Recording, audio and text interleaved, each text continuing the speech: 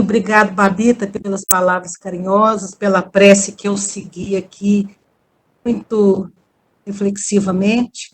E eu não posso começar essa live sem falar realmente da minha alegria por estar com vocês nessa tarde.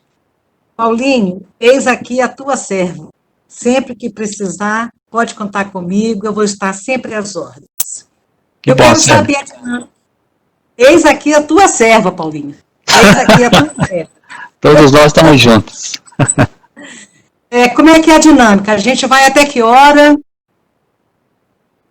Bom, nós temos aí a primeira parte, 3:10, a primeira parte, e fica muito à vontade, Célia, para você definir a dinâmica no sentido das pessoas participarem, perguntarem, aí você que pode dar a diretriz.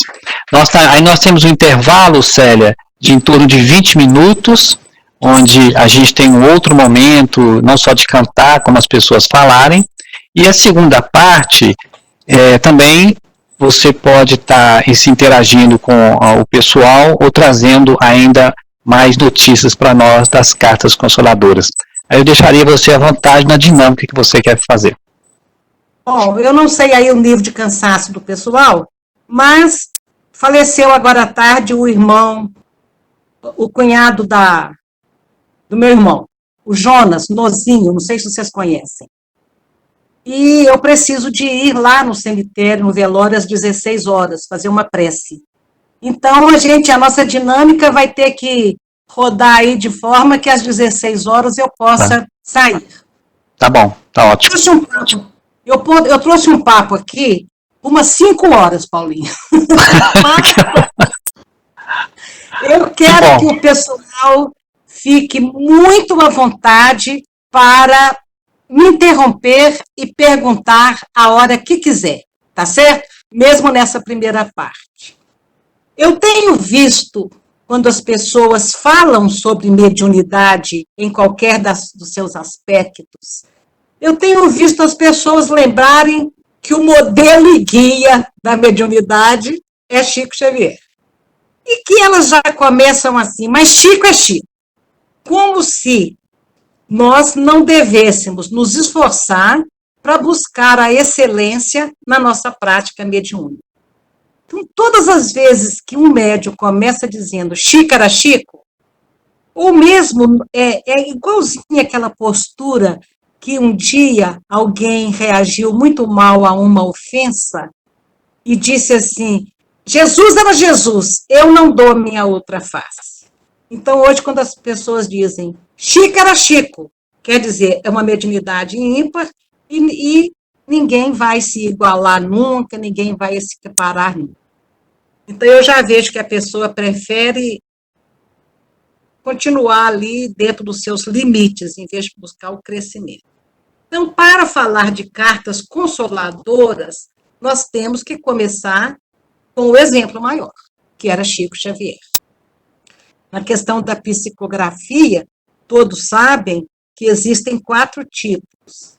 A do Chico, a maior parte das vezes, era mais rara, a mecânica, onde o espírito ocupa o braço do médium. Mecanicamente ele escreve, sem que aquilo passe necessariamente pelo cérebro. Enquanto isso acontecia nas reuniões de cartas consoladoras, principalmente, o espírito Chico Xavier estava na fila dos espíritos que iam comunicar, enquanto o corpo do Chico Xavier estava na mesa, entregando o braço para a psicografia, sob a égide de Emmanuel, sempre. Então, essa psicografia mecânica é o sonho de consumo de todo mundo.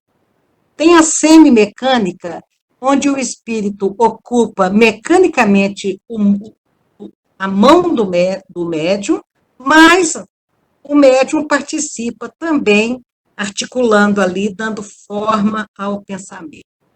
Tem a psicografia intuitiva, onde as ideias chegam claramente de fora. O médium pode perceber, opa, essa ideia não era minha, chegou agora. E tem a psicografia inspirada, que é uma intuição mais fraca, eu diria. Então, o que nós vemos é essas várias gradações da mediunidade, e Chico Xavier, ele começou, na verdade, a psicografia dele aos 12 anos de idade. Eu vou lembrar, a história é tão bonitinha. Foi em 1922, o país comemorava o centenário da independência. O governo de Minas tinha instituído vários prêmios de redação para alunos das quartas séries primárias de todas as escolas de Minas. E o Chico estava escrevendo a sua redação para este concurso instituído pelo governo, quando ele viu que do seu lado tinha uma personagem, tinha uma pessoa, um homem, ditando o texto, um homem vestido de uma moda antiga. E ele perguntou ao companheiro de banco dele, da carteira escolar, né, se o companheiro dele estava vendo aquele homem ali em pé. Ele negou. Então, o Chico pediu licença à professora, era uma católica fervorosa, foi à mesa e contou: olha, eu estou aqui fazendo a redação de concurso, mas do meu lado tem um homem que está ditando o que eu vou escrever. Aí ela falou: o que ele está ditando? Ele está ditando assim: o Brasil, descoberto por Pedro Álvares Cabral, pode ser comparado ao mais precioso diamante do mundo, que logo passou a ser engastado na coroa portuguesa. A professora regalou os olhos. Aquele conteúdo estava muito acima do nível intelectual de um menino de 4º ano. E ela falou com ele: não é normal as pessoas ver alguém que ninguém mais está vendo. Você tem certeza que você ouviu isso? Ele falou: tenho. Não, isso saiu de dentro de você mesmo, volta para sua carteira. Aí ele continua escutando o homem, mas a professora diz: não importa se o texto está sendo ditado ou não, vai lá e escreve. Chico, então, conclui, algumas semanas depois, entre milhares de estudantes, Chico recebe o primeiro prêmio. A turma ficou dividida. Os colegas espalharam o boato que ele tinha copiado aquele texto de algum livro. Outros pouquíssimos falavam: ele é médium, ele é muito bom em redação. E os grupos foram se formando ali, tomando partido, atacando e aceitando, até que algum dos alunos lançou o desafio: se o texto que você escreveu foi ditado por uma pessoa do outro mundo, por que essa pessoa não reaparece agora para escrever sobre algum assunto que a gente vai escolher o tema? Nessa hora, Chico percebe, como segundo Chico, percebe o fantasma se aproximar dele de novo, no momento desse desafio. E a professora resiste à ideia, mas a pressão dos colegas foi mais forte. E alguém propôs o tema: areia. Areia. Chico tinha carregado caminhão de areia, tinha ajudado a esvaziar um caminhão de areia para uma construção, e ele falou: eu vou escrever sobre areia, eu descarreguei um caminhão. Todo mundo riu, um bullying, né? Um bullying autêntico. O tema era insignificante, mas ele vai ao quadro e escreve: meus filhos, que ninguém se escarneça da criação.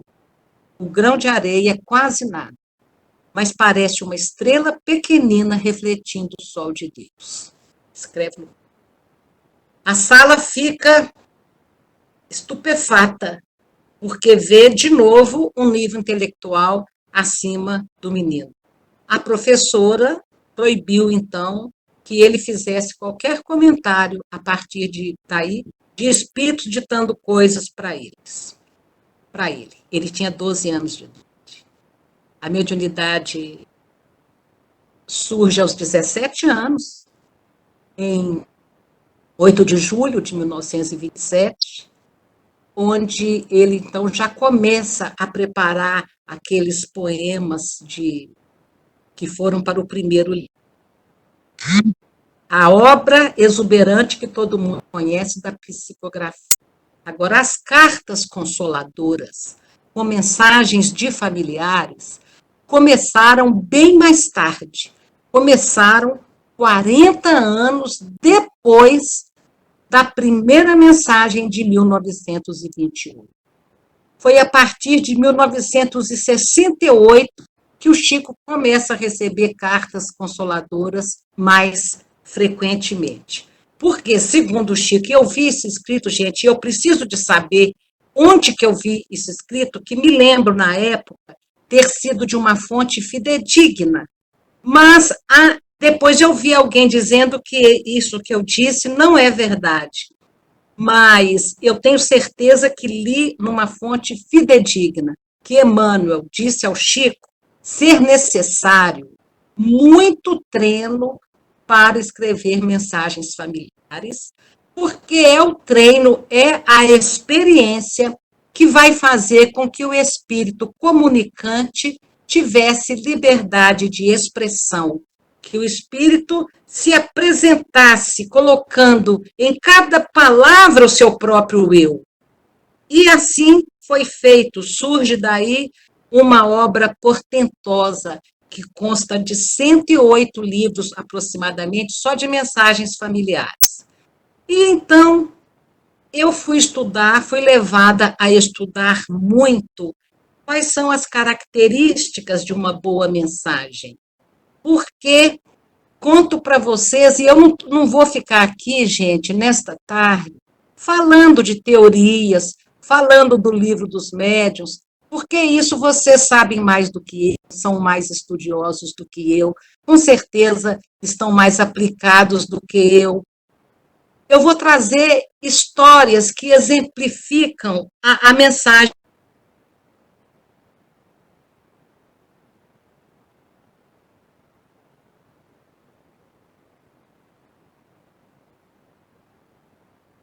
Parece que há 3 anos atrás, quando a Boate Kiss pegou fogo, tirando a vida de 242 jovens. E o presidente de uma casa espírita lá, ele veio a Pedro Leopoldo assim, tipo, eu vou lá na fonte, vou ver o que eu encontro lá na fonte, porque eu não suporto mais o que está acontecendo aqui. Como ele tinha um centro espírita, e todo mundo sabe que a doutrina espírita tem respostas para este momento de perdas de entes queridos, ele foi muito procurado por mães que iam à casa dele com mensagens familiares, de médiuns que diziam, telefonavam para as mães e diziam assim, olha, eu sou médium, e se você me pagar R$300, eu escrevo a mensagem do seu filho, ele está no umbral, está sofrendo muito, e a gente junto, na hora que eu for escrever, a gente vai conseguir tirar ele do... E coisas absurdas desse tipo foram vários assédios àquelas mães. Divaldo Franco tinha ido lá, tinha feito um belo trabalho sobre mortes coletivas, e explicando que o acaso não existe, ele tinha conseguido aquietar um pouco aqueles corações. Então, quando eu cheguei para falar sobre psicografia, eu fui falar sobre as características de uma mensagem, de uma boa mensagem. E, é claro, eu nivelei por cima. Eu peguei o exemplo de Chico Xavier. Então, eu comecei a dizer para elas as características, porque muitas delas vieram com mensagens para mim de médiuns de centros espíritas, bem intencionados, mas que traziam detalhes que estavam todos na internet. A vida daqueles jovens com os seus amigos, seus familiares, que ano que estudava, e etc. Estava tudo na internet, estava exposto. Então, os detalhes que tinham eram aqueles. Outra hora, os detalhes que tinham eram detalhes que elas tinham falado para o médium um pouco antes. E outra hora é o que a gente vê na maior parte das cartas familiares desse Brasil todo, é aquelas cartas chamadas genéricas. Servem para o conteúdo não tem nada de particularidade, não tem nada de individualidade. Mamãe, aquele dia foi terrível para todos nós, eu peço à senhora que tenha força, eu estou bem. Isso aí pode ser 500 ovos falando para 500 mães diferentes. Foi chegado o meu momento, não culpe ninguém, papapá. E aí você vê aquela carta genérica, sem uma individualidade. Eu fico morrendo de pena, porque mesmo aqui em Pedro Leopoldo tem gente que sai de outras cidades e vem com as cartas. Eu vim cá te mostrar se essa carta aqui é do meu filho. E eu não leio a mensagem e digo, você é a única pessoa que pode dizer se esse aí é seu filho. Você está reconhecendo aí o seu filho? Tem alguma expressão que ele usava? Tem alguma parte... Célia, Célia, Bárbara, deixa eu te falar. A pessoa, quando está fragilizada com um acontecimento desse, ela precisa de outra pessoa para intervir nesse horário de receber mensagens, não é? Para falar com ela que aquilo pode ser uma enganação, porque a pessoa se agarra naquilo, ela está tão fragilizada, não é? Sim. E então ela precisa de alguém que possa, uma casa séria, que possa mostrar para ela que tem que fazer uma outra coisa, né? Que não é só aquilo. Não é? O que você acha? Eu concordo com você plenamente e agradeço o seu adendo, mas é exatamente isso que tem acontecido, porque a gente percebe que as pessoas estão tão desesperadas, querendo acreditar em qualquer coisa. Mas daí a pouco a ficha cai, sabe, Babi? Daí a pouco a ficha cai. Eu vou contar uma história até o final sobre isso. Quero falar primeiro das características de uma boa mensagem. Boa mensagem. Chico Xavier conseguia captar quase 100% do conteúdo dos sentimentos do espírito comunicante.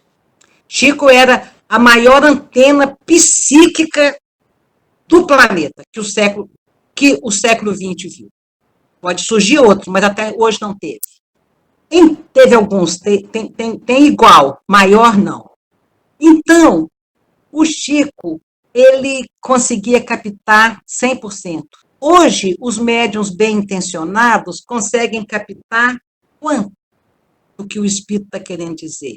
Outro dia, falando disso para Goiás, sobre esse assunto, quando eu falei 50%, 60%, quando acabou no canal fechado, alguém falou comigo que eu estava extremamente otimista, que não era isso tudo que os médiuns conseguiam. Então, o que caracteriza uma boa mensagem? Primeiro, o imenso cabedal de informações que só o que partiu sabia. Informações de coisas que não são públicas. A mensagem traz consolação, traz instrução doutrinária, e isso é maravilhoso. Muitas já trazem. Às vezes, os espíritos são capazes de descrever o momento da morte com revelações surpreendentes e detalhadas. Por exemplo, o caso do jovem que todo mundo achava que ele havia se suicidado, e ele aflito, porque os pais sofrem muito mais, porque o filho morrer é uma coisa, e o filho querer morrer é outra. Então, quando é suicídio, a dor é muito maior. Então, os pais estavam sofrendo e o jovem vem e fala, olha, eu não me matei, eu fui assassinado por um vizinho acidentalmente com a arma de fogo. Ele não teve culpa nenhuma. Então, ele precisava de trazer essa informação. Olha que coisa incrível. Outra hora, olha, ninguém está entendendo o meu desastre, eu cochilei no volante. Outra hora, eles vêm, não culpem os médicos, era minha hora de vir. Teve um caso incrível de um jovem que foi enterrado como indigente num cemitério X, e os pais procuravam, e ele disse a página do livro do cemitério que ele estava em. como indigente. Foi exumado e sepultado pelos famílias. Alguém ia falar alguma coisa aí? Então, a gente vê coisas incríveis acontecerem. Eles voltam também para dizer muito, para não culpar ninguém, né? Eles voltam quando há necessidade de perdão. Eles voltam para dizer, olha, as suas lágrimas caem sobre mim como um aguilhão, as suas lágrimas caem sobre mim como um veneno, quando é aquele desespero, aquilo. Então, gente, com uma frequência extraordinária, eles pedem desapego, pedem resignação, falam do pranto revoltado, que é realmente o que atrapalha muito. Eles falam como 1000 agulhas torturando o meu corpo.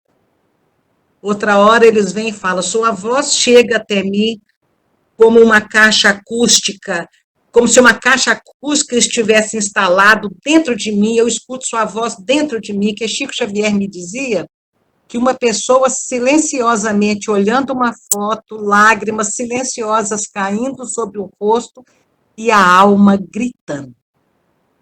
E a alma gritando. E o parente escutando.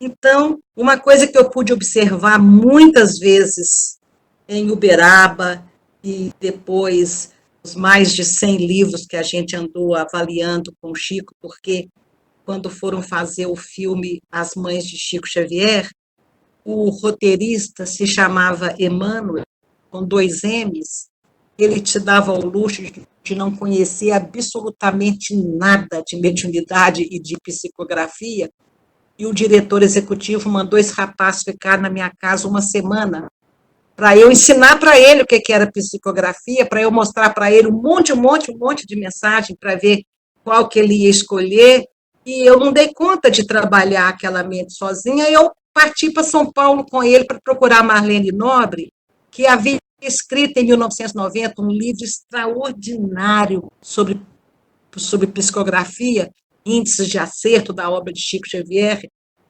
Ela faz uma pesquisa durante 16 anos, buscando os familiares, para ver o índice de individualidade que as mensagens traziam. Ela escreveu, então, um livro chamado A Vida Triunfa. E eu fui procurar a doutora Marlene e deixei o roteirista lá com ela mais uma semana. Então, uma coisa que eu pude observar, então, nesses estudos todos, quando eu ajudei nesse roteiro e quando eu fui em Uberaba muitas vezes, é que a comunicação, a carta vem quando tem uma utilidade. Que saudade e dor, vontade de receber notícia, todo mundo tem. Todo mundo tem. A insistência que os parentes, isso que Babita comentou, a dor das pessoas é tão grande que muitas vezes o médium, para querer ajudar, o próprio médium acredita que o espírito está ali falando alguma coisa e não está. E não está. Então, a insistência e o desespero de muitos parentes leva muitos médicos a querer ajudar a qualquer custo, e isso abre portas para a mistificação. Então, mesmo que a nossa saudade seja grande, a nossa intenção e a do médium sejam boas, as leis que regem uma comunicação séria são muito rigorosas. O Chico sempre falava aquela frase que todo mundo sabe, o telefone toca de lá para cá, porque é necessário que haja merecimento de quem vai receber, de quem está emitindo, que haja afinidade, que haja sintonia e filtragem, porque mediunidade é sintonia e filtragem. E um médium me disse isso, filtragem, eu pensei, o que é isso? Então, mais ou menos, quando eu fui estudar, eu descobri que filtragem é aquele momento que o cérebro do médium vai escutar a mensagem que está sendo transmitida e o método que ele vai usar para retransmitir o que ele ouviu com a maior fidelidade possível. É muito difícil isso, porque o espírito chega, ele fala um parágrafo, ele não dita frase a frase, palavra a palavra. Ele fala um parágrafo, uma ideia, e o médium vai escrever aquilo com a fidelidade que ele consegue. E essa fidelidade, ela é fortalecida à medida que o médium estuda muito, pratica muito e busca incessantemente a reforma íntima. Vocês não sabem o que eu tenho passado e não passo mais. Passei 3 vezes sendo convidada para falar de perdas de entes queridos por uma plateia de 400, 300 pessoas que estava ali com o médium X. O médium X alugou um salão de festa, imaginem. Ele alugou um salão de festas no clube mais chique da cidade, isso eu vi em Poços de Caldas, isso eu vi em Petrópolis, isso eu vi no Recife. Eles alugam um salão de festas, armam o esquema todo com voluntários de casas espíritas, mas não propriamente de uma casa espírita, geralmente grupos de afinidade de mães enlutadas. E ali, gente, naquele salão, o médium senta, alguém faz uma prece, alguém faz uma música, e alguém idiota vai lá para fazer uma palestra igual eu. E não tem condição. Não tem condição. O ambiente espiritual, eu ficava assim. Esse médium é melhor do que Chico Xavier. Porque ele não tem aqui a ambiência espiritual e ele está conseguindo escrever. E vi muita coisa boa. Mas a maior parte das vezes é cartas genéricas. Mas eu vi uma coisa interessante,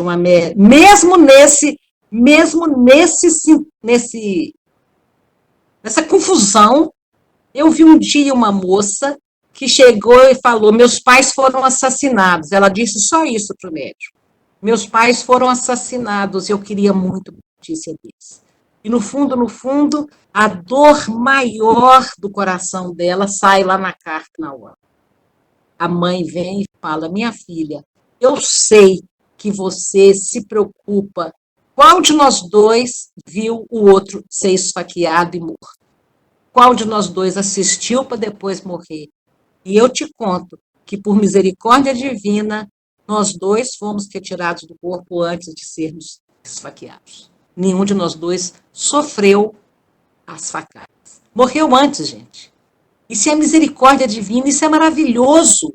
Eu me lembro que na década de 80, quando aquele Skylab, aquele laboratório espacial Charlie explodiu com uma professora primária, com 7 pessoas, me parece, que ia sair para viagem espacial, explodiu a ponto de desintegrar aqueles corpos. Então, alguém perguntou a Chico Xavier se aqueles perispíritos teriam muita dificuldade em serem reconstruídos. E Chico disse, nenhum deles trazia o compromisso de ter o corpo espiritual destruído naquele nível. Então, todos eles foram retirados do corpo segundos antes da explosão. Coisa incrível. Então, a mensagem consoladora é uma porta de entrada da doutrina espírita. Ela prova como ninguém a imortalidade da alma, a individualidade, a continuidade da vida. Você imagina o Papa Paulo II, o abençoado, iluminado Papa João Paulo II, disse na década de 80, sabemos que existe vida após a morte, mas não sabemos como ela é. Achei lindo, tá, veja. Eu achei lindo o Papa ter tido a humildade de dizer, olha, gente, eu não sei como é que é, mas tem, a vida continua. E nós sabemos, gente, nós espíritas sabemos, porque os espíritos voltaram e nos contaram. O Papa não tinha obrigação de saber. Para ele, a comunicabilidade dos espíritos não existe. Para nós, existe. Então, ele disse, sabemos que tem vida após a morte, mas não sabemos como ela é.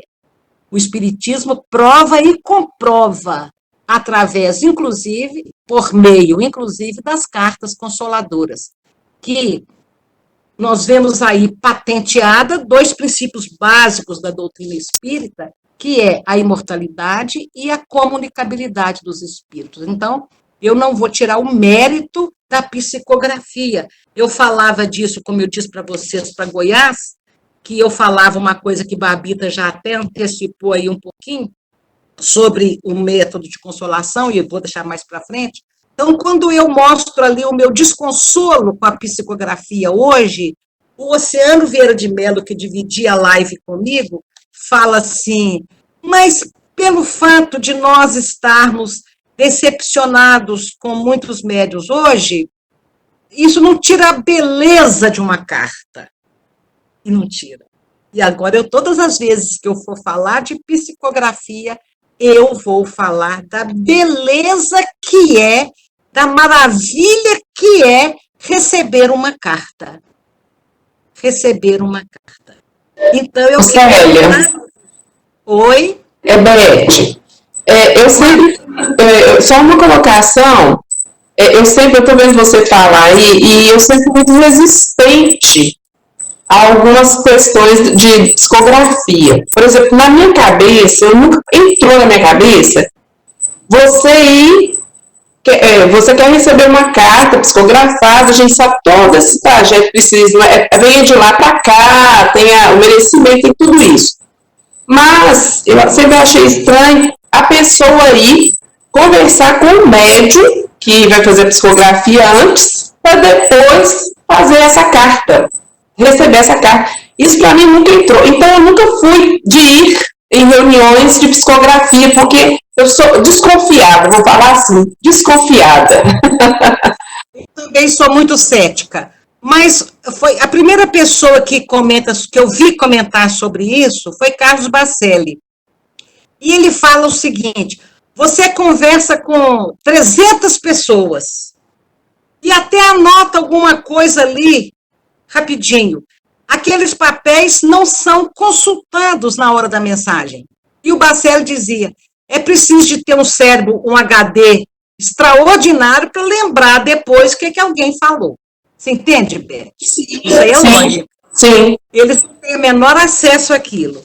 O Chico Xavier conversava conosco e anotava num papelzinho. E Chico nunca precisou daquilo para captar o espírito, porque muitas mensagens chegavam de pessoas que não tinham passado pela fila, não tinha ficha, não tinha nada. Então, ali você via que aquele diálogo de antes não era necessário para que o Chico recebesse as mensagens, e não é para que o Bacelli receba, e não é para que o Orlando Noronha, que é um médium excelente, também receba. Veja aqui uma coisa. Durante este diálogo, essa entrevista é um acasalamento fluídico entre o espírito que vai comunicar e o médium. E quem faz isso, a ponte, é a mãe que está ali, é a noiva, é o filho, é a esposa. Você entendeu? Então, está lá o médium sentado. Você quer notícia de quem? Eu quero notícia do meu marido, desencarnado tal data. Morreu de quê? Ele infartou. Pois não, nessa hora o espírito chega. Chega, trazido pelo familiar, o médium olha para ele e o espírito diz, não vou falar hoje não. Pode falar com ela aí que isso. Aí sai aqueles recadinhos maravilhosos, que tem aquele poder de trazer consolo.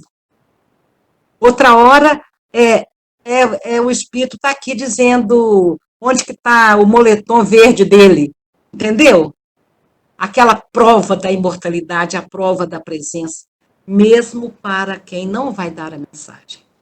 Então, eu já vi coisas maravilhosas acontecerem e já vi coisas que dão um desalento e uma tristeza que vocês não imaginam. Eu quero falar aqui agora, eu não sei se eu falo agora da mensagem de Rangel ou se eu falo de uma outra. Quando eu recebi a mensagem de Rangel, 1 ano depois, Rangel tinha 3 anos, para quem não sabe a história, era o meu filhinho caçula, caiu da garupa da bicicleta da mocinha que olhava ele, da babá, e um ano depois ele manda uma mensagem através do Chico, por meio do Chico. Então, eu estava sentada, Chico Xavier na cabeceira da mesa, do lado do seu Wilker, e eu e a minha mãe no sentido contrário, na peseira da mesa. E a minha mãe sai, porque já estava lá umas 4 horas de reunião, minha mãe sai para lanchar e ir ao banheiro, e chega um médium chamado Edson Queiroz, não é o que está preso, não. Chega o médium, o senhor Wilker passa um bilhete para mim, se desculpe com sua mãe, quando ela voltar, porque eu vou precisar do lugar dela, porque acaba de chegar do Recife um médium. Esse jovem, ele era mais jovem, senta do meu lado. Aí eu falo com o seu Wilker, não se preocupe com a minha mãe, eu saio, eu dou lugar para ela. Volta o bilhete. Chico pede que você continue na mesa. Então eu pensei, alguma coisa vai acontecer, deve vir uma mensagem para mim. Lá para alta madrugada, esse médium cutuca meu ombro devagarinho e fala assim, quem está escrevendo a mensagem agora é o seu filhinho, ele chama Rangel. Meu coração dá aquela disparada, eu fico muda de surpresa, porque eu trazia uma expectativa que talvez o meu pai, desencarnado há 4 anos, falasse, e não uma criança tão novinha. Eu falei para o médico, como é que você sabe que é meu filho? Ele falou assim, é um menino que começou escrevendo assim, querida mamãe Célia. E esse menino, ele corria e brincava aqui pelo salão, toda hora chegava perto da sua cadeira e te abraçava por trás. E agora chegou perto dele um senhor assim, assim, assim, e descreveu o meu pai. E disse, vem, Rangel, agora é sua vez. Então, isso o médium falava no meu ouvido. Eu senti uma alegria enorme pelo seguinte, gente, não era nem porque ele estava dando a mensagem, era porque ele disse, uma criança feliz corria e brincava pelo salão. Tinha 1 ano que meu filhinho tinha morrido. Ele já estava plenamente adaptado ao mundo espiritual, porque só uma criança adaptada ao meio, hein, tia Cris? Só uma criança adaptada corre e brinca no meio de adultos. Então, com certeza, Célia. Oi? Mesmo quando a criança ela está feliz, né? É nítido. Quando ela está à vontade no ambiente, não é mesmo? Então, ele estava saudável espiritualmente. E o médium continua. Sabe aquele senhor que chamou ele aqui? Ele vai segurar a mãozinha do menino para que ele escreva mais depressa. E o menino falou com ele, não, eu quero escrever sozinho. Aí o homem diz, você que vai contar a história para sua mãe, eu só vou te ajudar um pouquinho. E o médium fala assim no meu ouvido, agora tá assim, olha a psicografia aí, tá a mão do Chico, a mão do menininho em cima da mão do Chico e a mão desse senhor em cima da mão do menino. Você vai perceber, o médium me dizia, que a letra vai mudar. E realmente, gente, naquele momento, quando eu pego a mensagem, a letra passa a perder a característica infantil e fica mais cursiva. Conversando com o Chico depois da reunião, Chico me fala, um menino risonho e feliz chegou com o Lico e o Lico disse, pode escrever, meu filho, vai lá contar para sua mãe. Então, as 2 mensagens que eu recebi de Rangel ao longo daquelas décadas, que eu voltei a Uberaba, elas preenchiam totalmente todas as exigências de um coração incrédulo, de um coração ateu, se fosse o caso, no que diz respeito à continuidade da vida e à possibilidade de comunicação. Fatos que aconteciam dentro de casa, apelido de vizinho, detalhes incríveis, tudo ali. Eu não precisava de nenhuma particularidade para comprovar, porque eu já me curvava diante da mediunidade de Chico Xavier. uma coisa ficou me batendo aí esse tempo todo, uma profecia que o Chico tinha feito, que o Rangel voltaria meu neto. E isso ficou implícito, na época, que voltaria através de Mariana. Então, quando a minha filha estava morrendo no CTI, eu falava, não, ela não vai embora, Chico não faz previsão à toa, Chico não erra, e ela não foi mãe. Ela não foi mãe ainda. Quando ela se vai, eu falo, opa, os planos mudaram. Eu estou contando esse detalhe porque agora eu vou entrar numa outra psicografia, tá? Eu falava, quando minha filha vai embora, sem ter sido mãe, eu falo, os planos mudaram, os planos mudaram. Durante 10 dias, eu, Leia e Aguinaldo, falávamos disso, os planos mudaram, os planos mudaram. Mariana foi no dia 20 de julho. No dia 31 de julho, um médium que estava envolvido em polêmicas incríveis, a mediunidade dele estava polêmica, me permitam não dizer o nome. Esse médium estava marcado para fazer uma sessão de psicografia, um pouquinho a contragosto, eu o convidei, ele, dizendo a ele, nunca teve psicografia aqui nessa mesa depois que o Chico se foi, e então você venha. O presidente da União Espírita Mineira disse, pois nesse dia eu faço questão de estar junto e farei a palestra. Isso foi agendado em fevereiro. O médium fulano de tal viria fazer uma palestra, fazer uma psicografia no centro, enquanto o Honório de Abreu fazia a palestra. Dia 31 de julho, eu entro no centro, 5 minutos antes da reunião começar, porque eu estava com visita. Mariana tinha morrido há 10 dias. Eu estava com visita, quando eu cheguei, já tinham colocado o presidente na mesa, já estava tudo lá arrumado, e o médium veio encontrar comigo no corredorzinho e falou comigo assim, tá tudo bem? Eu falei, tá tudo bem, vamos começar, estou cansada. Ele falou, não, você está muito esquisita. Eu não sento naquela mesa enquanto você não me disser o que você tem. Você está preocupada? Você não quer mais que eu psicografe? Não, fulano, não é isso não, vamos embora, vamos para a mesa. E ele está, não vou, você está esquisita. Eu falo para ele, como que você queria que eu estivesse se eu sepultei minha filha 10 dias? Ele, consternado, começa a chorar, me abraça, surpreendido com a notícia, ele não sabia, me pede desculpa, sentamos na mesa. E ele começa. Ao final, ele vai ler as mensagens. Muito bonitas mensagens. A primeira mensagem, para minha grande surpresa, era de Rangel. Que 20 anos depois, porque ele me mandou uma mensagem pelo Chico, com 1 ano que ele tinha partido, com 2 anos mandou outra, e depois nunca mais. Então, era o Rangel. Era o Rangel. E o Rangel diz, mamãe, aqui sou eu, o Rangel. Que coisa absurda, mamãe, que depois de 23 anos você passa de novo pela mesma dor de ver um filho partir antes de você. 23 anos e alguns meses, olha o detalhe. Sim, mamãe, os planos mudaram, mas não mudaram tanto assim. Nós tínhamos que ficar juntos, só que em vez de ficar juntos do lado daí, nós vamos ficar algum tempo juntos do lado de cá. Detalhezinho, né? Detalhezinho. Em vez dos 2 estarem aqui comigo, os 2 estariam lá. Então, eu achei a mediunidade desse rapaz incrível. Incrível, porque vai lá no que eu estava pensando.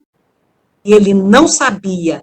Eu disse, sepultei a minha filha. Ele não sabia o nome dela, ele não sabia de quê, ele não sabia nada. A mensagem está no meu livro. A mensagem está no meu livro. Com 6 meses que a minha filha tinha partido, o meu marido não era totalmente espírita, tinha participado de alguns evangelhos no lar comigo, e meus filhos, de vez em quando no centro, mas ele não era totalmente espírita. Mas conhecia alguma coisa. Então, ele vai em busca, 6 meses depois, ele vai procurar o Geraldinho Lemos na Avenida Contorno, e chega lá, gente, eu não fui, era numa segunda-feira a reunião, eu tinha palestra no Luiz Gonzaga, ele foi com a mãe dele. no centro do Geraldinho.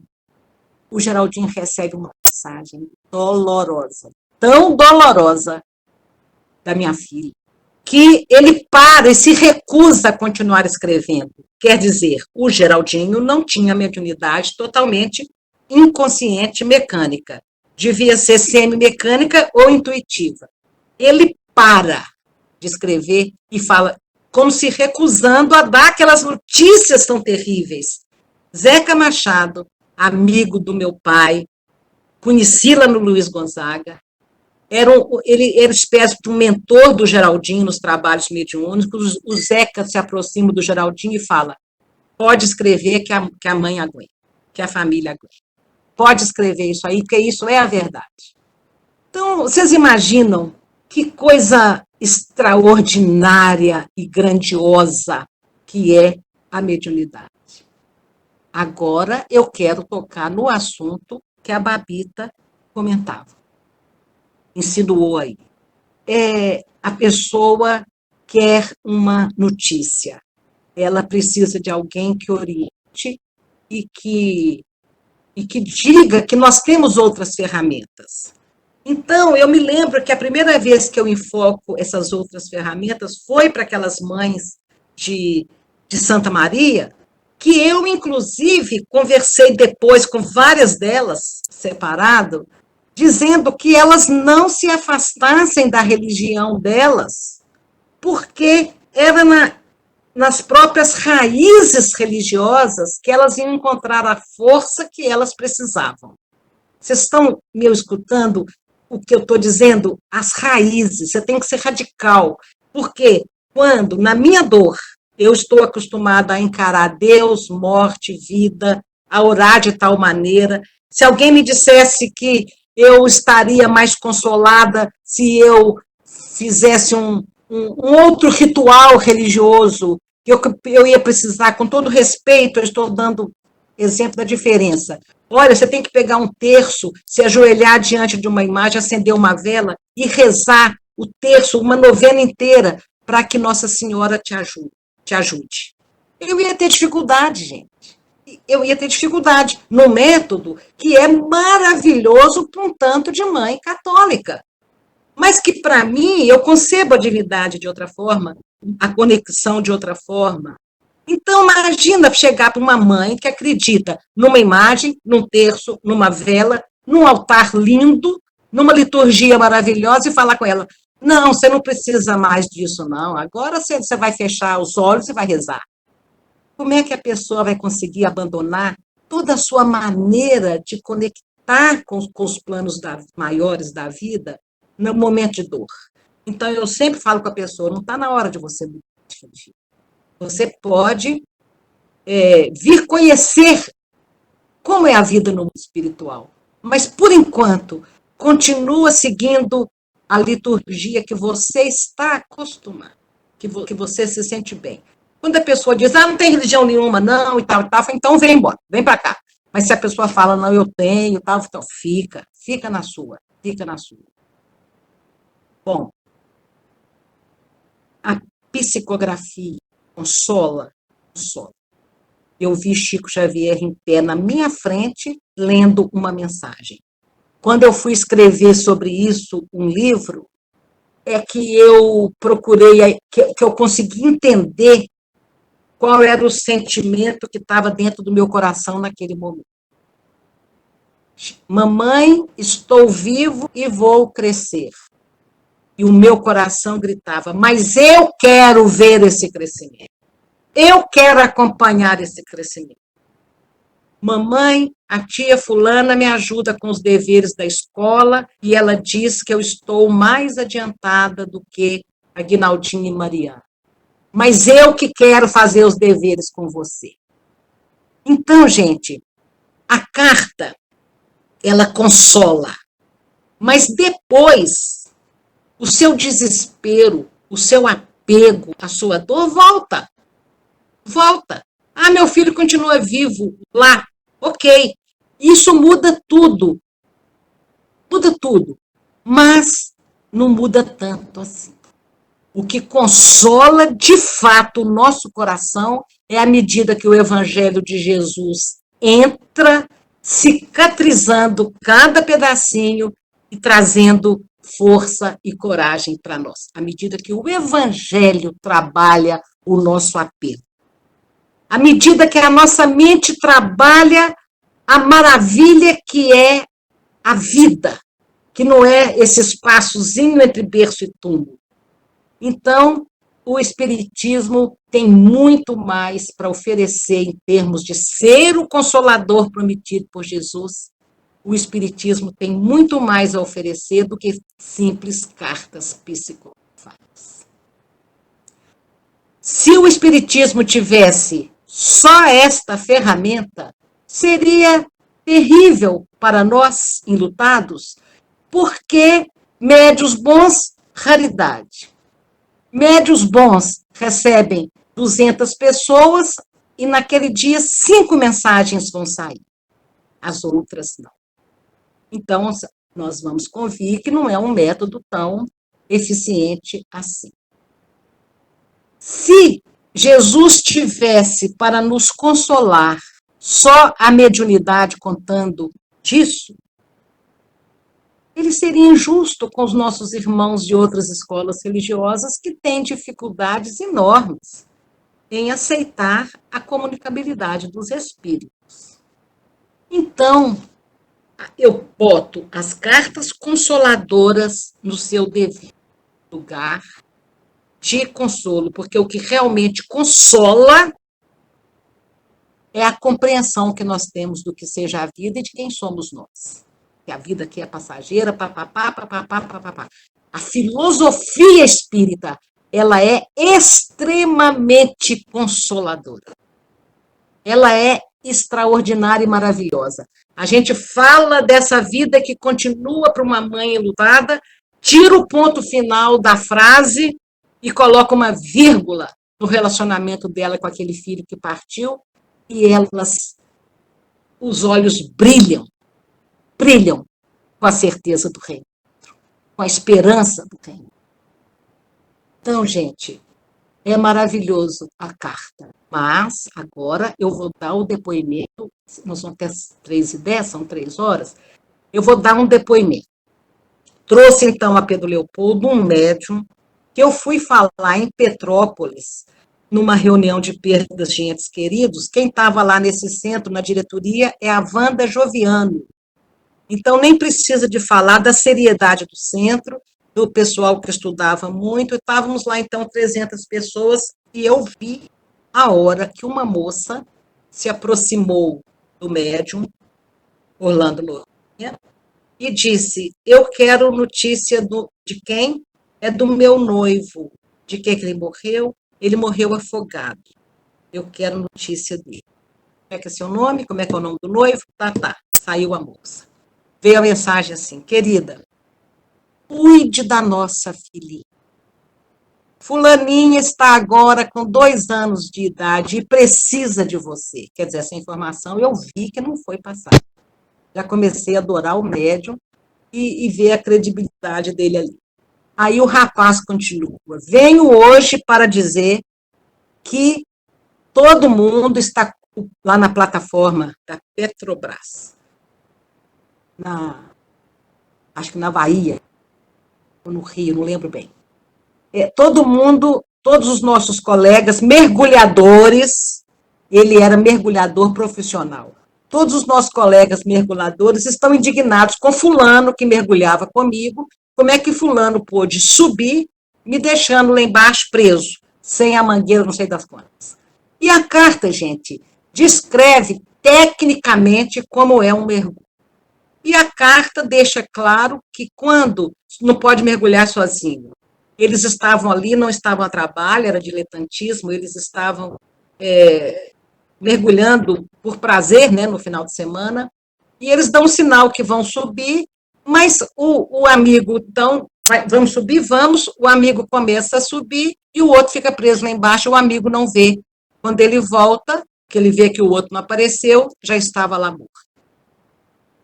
Então, ele explica tecnicamente que o outro não teve culpa nenhuma.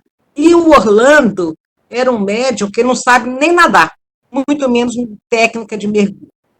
ali eu comecei a gostar daquele senhor, e apesar de trabalhar o aspecto consolador da doutrina espírita em cima da obra de Chico Xavier, do que já está pronto, em vez de precisar de mais coisa, eu trouxe o Orlando. Um dia eu recebo um recado de um amigo em comum, que o médium fulano de tal queria vir conhecer o Luiz Gonzaga. Eu falei, opa, eu conheço ele, então fala com ele que ele vai fazer uma psicografia aqui. O Orlando chega. Uma mãe, me permitam não dizer o nome, uma mãe recebe a carta do filhinho. Essa carta traz um alívio danado. E essa mãe depois vai me procurar, me dizendo.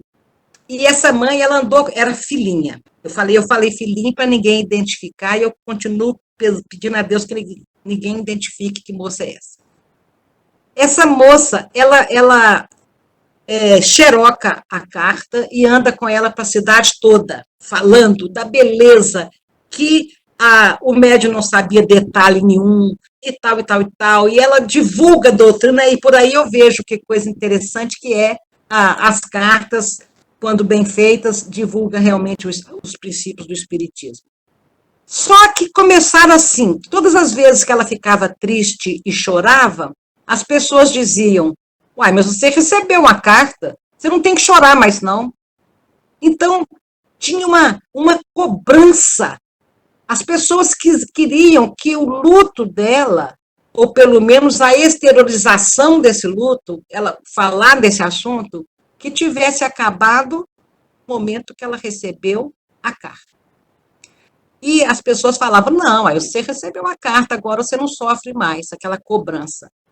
E ela começou a achar estranho, porque ela me disse assim, Célia, eu me sinto culpada, porque as cartas me aliviaram, me deram um certo conforto, mas as pessoas estão me cobrando muito, e eu não estou bem. E essa moça entrou em depressão, e deu um trabalho danado, com uma bela carta no bolso. Eles tinham ido à praia, a menininha dela tinha adoecido de dengue na praia, e a menininha dela desenha, de 5 anos, desenha na carta o morrinho do castelinho que ela tinha feito com o pai dela no dia que adoeceu. Então, estava ali, aquela maravilha. E essa moça, no entanto, passa pelo seu processo de luto da mesma forma.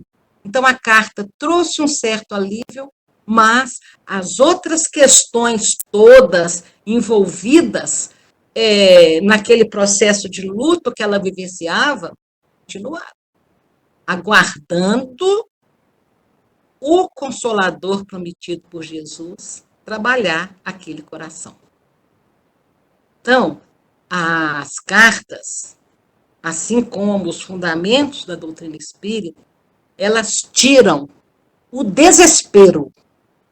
Acho que todos nós que estamos aqui falando e ouvindo, nós sabemos a diferença que é entre sofrer desesperado e sofrer. Então, tira o desespero, mas se Jesus não trabalhar o coração e a pessoa entendendo que Jesus diz, vinde a mim que eu vos aliviarei, e não, vinde a mim que eu vou tirar toda a sua dor, que eu vou resolver todos os seus problemas.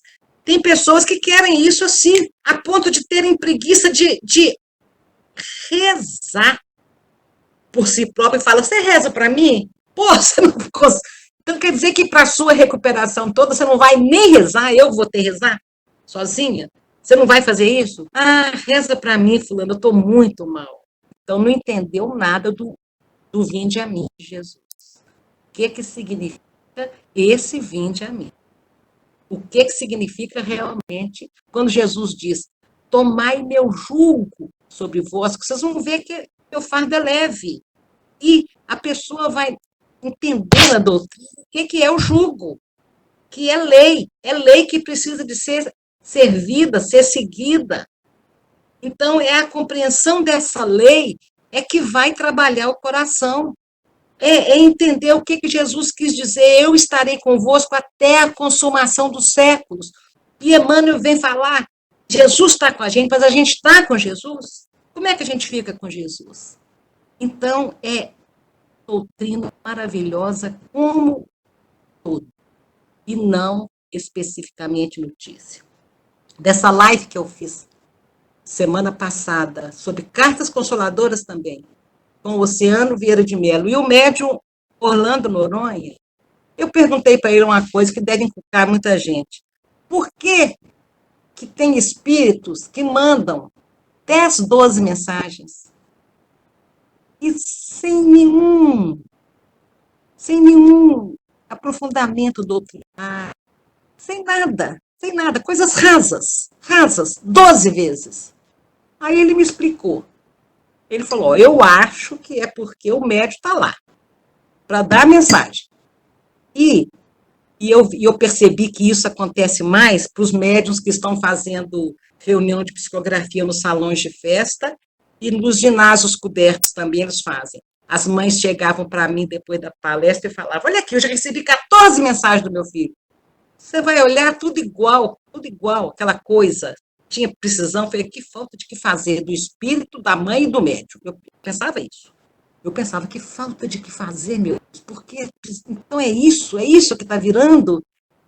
E aí eu perguntei, Orlando, por que isso acontece? Ele falou, ó, comigo, raramente. Mas eu tenho a impressão que acontece, o médium está lá, vai psicografar. Tem um tanto de espírito querendo ditar a mensagem. Tem um tanto de familiar esperando notícia.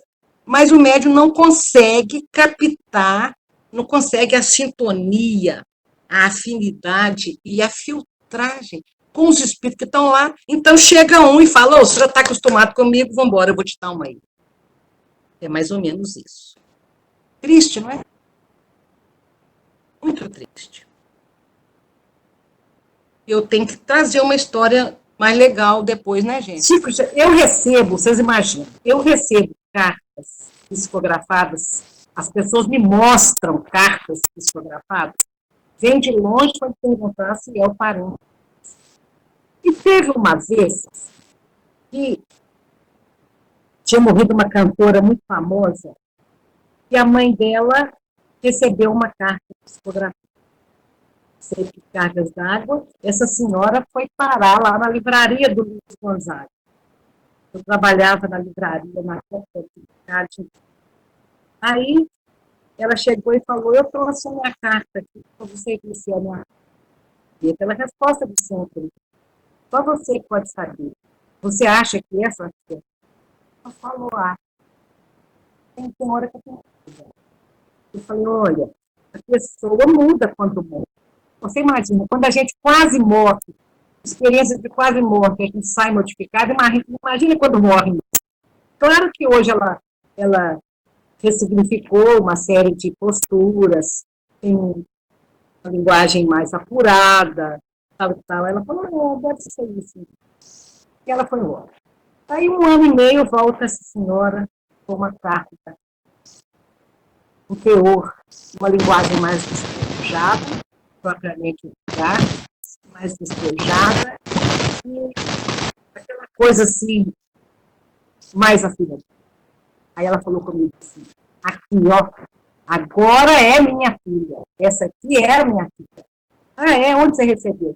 Num terreiro de um bando, pai de santo. Sintonia.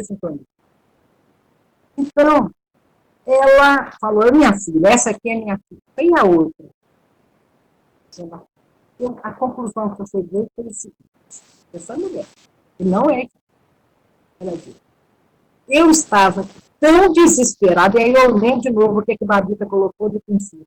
Ela falou, eu estava tão desesperada, eu sofria tanto, e a impressão que eu tenho é que minha filha não podia vir, mas ela pediu um espírito mais elevado que ela para vir me consolar.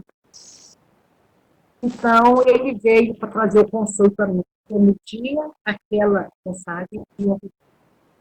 Então, é a beleza do processo em si, né? Então, eu fico assim numa situação muito constrangedora quando as pessoas chegam para mim com cartas, às vezes colocam no WhatsApp, às vezes colocam no e-mail, depois de palestra que eu faço esse tipo de cartas consoladoras, psicografia. Olha aqui, você é minha filha, olha, você é minha filha, olha, você é meu filho, olha, você é meu marido. Eu não posso falar nem que é, nem que não é, né? Eu fico numa situação muito complicada e eu resolvi eu não leio. Eu falo para as pessoas, não leio. Não me sinto em condições de julgar o trabalho de ninguém. Você que tem que saber. Uma mensagem para ser verídica, ela tem que ter isso. Você se sente e avalia, por favor, eu não vou julgar o trabalho. Sai dessa forma. Mas sabe como é que o Chico Xavier se saía? Ele chegava, os médicos chegavam dentro, falavam, Chico, eu recebi Emmanuel, olha aqui, lê aqui se é Emmanuel. Chico, eu recebi Bezerra. Ô, Chico, eu recebi fulano. Só isso de escola. Esse é eles. Então, o Chico dizia que se ele falasse que era, ele estava mentindo. Podia não ser. Se ele falasse que não era, o médium ia sair falando mal do Chico, dizendo, Chico, acho que é só ele que pode receber o Emmanuel, dizer. Se ele falasse que era, ele estaria enganando. Se ele falasse que não era, ele estaria tirando entusiasmo, segundo o Chico, ele dizia, eu posso estar tirando o ânimo e a coragem de alguém que virá a ser um bom médium. E ele ainda fala mais de um exemplo esse dia. Ele diz, se alguém chegar, falava enquanto presidente do centro, enquanto coordenador de trabalho, se alguém chegar perto da gente e dizer, olha, eu vou ficar trabalhar com voluntário porque eu quero limpar o mundo inteiro. Vou varrer o mundo inteirinho. Que a gente tem que falar, olha, está aqui a vassoura para te ajudar, eu vou te ajudar. Como se eu estivesse acreditando, incentivando e ajudando a pessoa na medida do possível. Porque ninguém realmente tem direito de desanimar as pessoas. Então, o Chico fazia como? Ô, Chico, esse aqui é Emmanuel? Esse aqui é Bezerra? E Chico olhava para a pessoa com aquela cara mais marota do mundo e falava assim, que beleza, né, meu filho? Mas Chico, que beleza! Então, ele só falava que beleza. Quando eu contei isso um dia aqui no Luiz Gonzaga, eu estava recebendo um médico que escreveu 8 livros. Ele falou, meu Deus do céu! Chico falou isso comigo um dia. Mas temos que luxos, que beleza! E esse médium fez um bom trabalho. E essa história me lembra quando eu recebo livros doutrinários, que eu acho que a doutrina não precisa, atualmente, é mais livros. Porque, gente... Sério, seu som está muito ruim. É? Vou falar mais rápido. Tá. Melhorou. O médium recebe lá um livro, monta um livro doutrinário. Você vai olhar aquele livro, ele não tem novidade nenhuma, e é bom que não tenha, porque de repente a novidade pode ser péssima. E segundo, está falando as mesmas coisas que outros já disseram com muito mais competência. Então, para que vamos ler outros livros quando nós temos uma obra de Emmanuel com o poder de síntese, com a profundidade, com a beleza poética de um Emmanuel? Para que mais livros nós não precisamos? Eu estava assistindo outro dia sobre a vida de Freud, e quando Freud tenta convencer a comunidade acadêmica o valor da psicanálise, a terapia pela palavra, a tese de Freud era a palavra cura. E a comunidade médica não aceitava definitivamente. Então, quando ele me apresenta a tese para o coordenador, lá, chefe do hospital, que ele fazia uma espécie de residência médica, o coordenador fala com ele assim, as ideias que você apresenta aqui, você apresenta ideias boas e ideias novas. Mas as novas não são boas, e as boas não são novas. Então, é mais ou menos o que a gente vê hoje.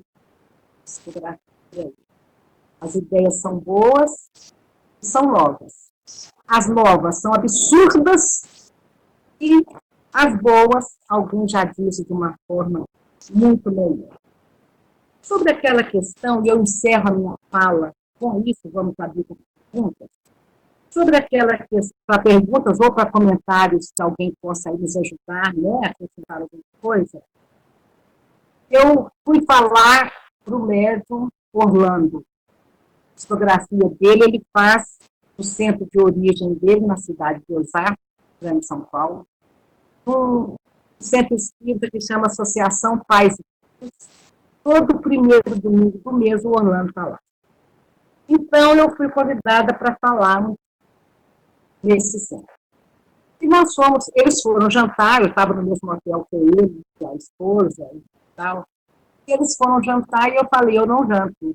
Eu vou para o meu quarto e tal, eu fui para o quarto comigo. No dia seguinte, nem Letícia nem Orlando estavam em condições de fazer o trabalho, porque eles estavam com diarreia.